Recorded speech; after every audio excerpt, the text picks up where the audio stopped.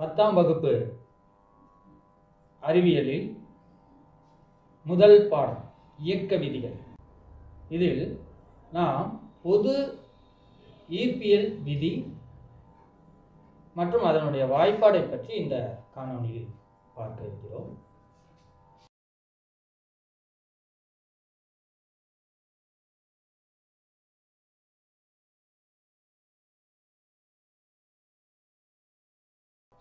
முதலில் நாம் பொது ஈர்ப்பியல் விதி என்ன என்று பார்ப்போம். அண்டத்தில் உள்ள ஒவ்வொரு துகளும் மற்ற துகள்களை ஒரு குறிப்பிட்ட விசை மதிப்பில் ஈர்த்து கொண்டிருக்கிறது. இது அவைகளின் நிறைக்கு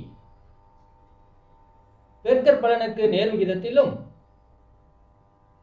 அவற்றின் கிடையே மைய இடைவெளி தூரத்துக்கு இருமடிக்கு எதிர்விகிதத்திலும்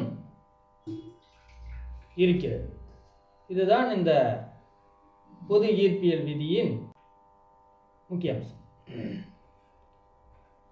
இதில் நாம் இந்த ஈர்ப்பியல் விதியை நன்கு நாம் முதலில் தெரிந்து கொள்வோம். இந்த ஈர்ப்பியல் விதிக்கு முக்கிய காரணமாக இருப்பது இரு பொருள்களிலும் நிறை. இப்ப இது ஒரு துகள் M1 என்ற ஒரு துகள், M2 என்ற மற்றொரு துகள். இதிலிருந்து ஈர்ப்பு விசை செயல்படுகிறது F2, இதிலிருந்து இதன் மீது ஈர்ப்பு விசை செயல்படுகிறது அது F1.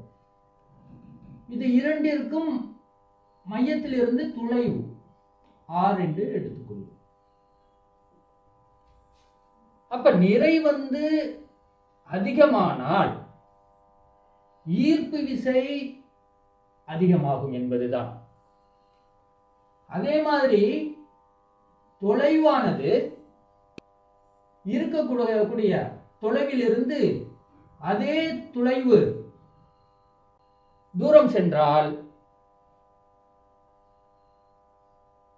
M1 இங்க இருக்குன்னு வச்சுக்கோங்க, அப்ப இங்க இல்லைன்னு வச்சுக்குவோம். அப்ப என்ன ஆகுதுன்னா இதனுடைய ஈர்ப்பு விசை குறைகிறது என்பதுதான் இதனுடைய அர்த்தம். இப்ப ஃபார்முலாவை பார்ப்போம், வாய்ப்பாட்டை பார்ப்போம். F proportional to M1 M2, அதாவது பொருளுடைய நிறைக்கு நேர்விகிதத்தில் அமைகிறது என்பதுதான்.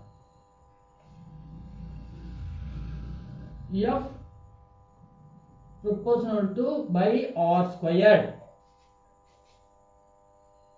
இங்கு பார்க்கும் பொழுது தொலைவிற்கு எதிர் விகிதத்தில் இருக்கிறது என்பதை சேர்க்கிறோம். இரண்டையும் இப்ப இணைப்போம். 1 எடுத்துக்குவோம், இதை 2 எடுத்துக்குவோம். F proportional to M1 M2 by R square. F equal to G M1 M2 by R squared. The G என்பது யுனிவர்சல் கான்ஸ்டன்ட். அண்டத்தில் காணப்படுகிற ஒவ்வொரு துகள்களுக்கு இடையும் ஈர்ப்பு விசையானது பொதுவாக இருக்கிறது. அந்த பொதுவான மதிப்பை தான் இங்கு நாம் பிரதியிடுகிறோம். அந்த பொதுவான மதிப்பு என்ன என்றால் G equal to 6.674 பெருக்கல் 10^11